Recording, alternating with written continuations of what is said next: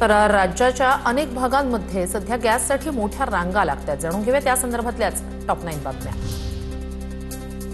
चाकणमधील अनेक औद्योगिक वसाहतीमधील अनेक कंपन्यांचा गॅस पुरवठा बंद झाल्यानं सुमारे 30% कंपन्यांचं कामकाज ठप्प।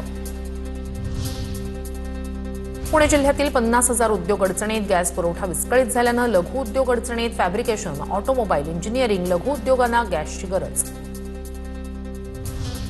नागपूरमधील प्लांटमध्ये कमर्शियल सिलेंडरचं रिफिलिंग बंद। एलपीजी बॉटलिंग प्लांटमध्ये केवळ घरगुती गॅस सिलेंडर रिफिलिंगवरच भर।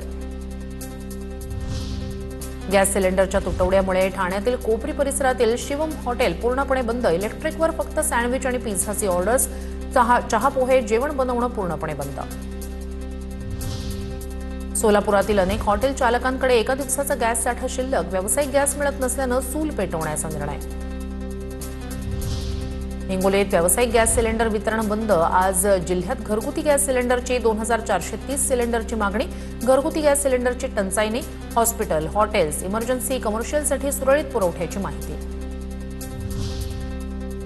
वाशिम जिल्ह्यात गॅसचा साठा, मात्र सर्व्हर डाऊनमुळे गॅस एजन्सीवर गर्दी, नोंदणी होत नसल्यानं ग्राहकांच्या सकाळपासूनच रांगा।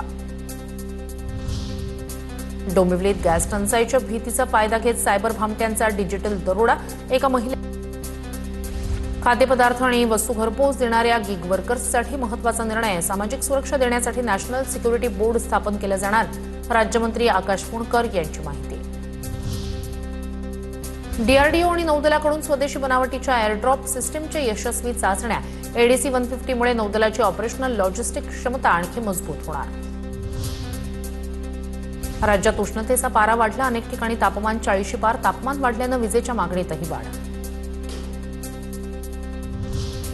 नागपूरसह विदर्भात उद्यापासून पावसाचे ढग दाटणार। वादळी वाऱ्यासह हलक्या ते मध्यम पावसाची शक्यता। कमाल तापमानात 3 ते 5 अंशांनी घट होण्याचा अंदाज। कोणताही नियम महिलेला मातृत्व रजा घेण्यापासून रोखू शकत नाही। मुंबई हायकोर्टाच्या नागपूर खंडपीठाचा महत्त्वपूर्ण निर्णय। या प्रकरणी एका महिला डॉक्टरवरील 23,58,000 रुपयांचा दंड अवैध ठरवत हायकोर्टानं रद्द केला। आता पाहूया टॉप 9 बातम्या मुंबई आणि पुण्यातल्या।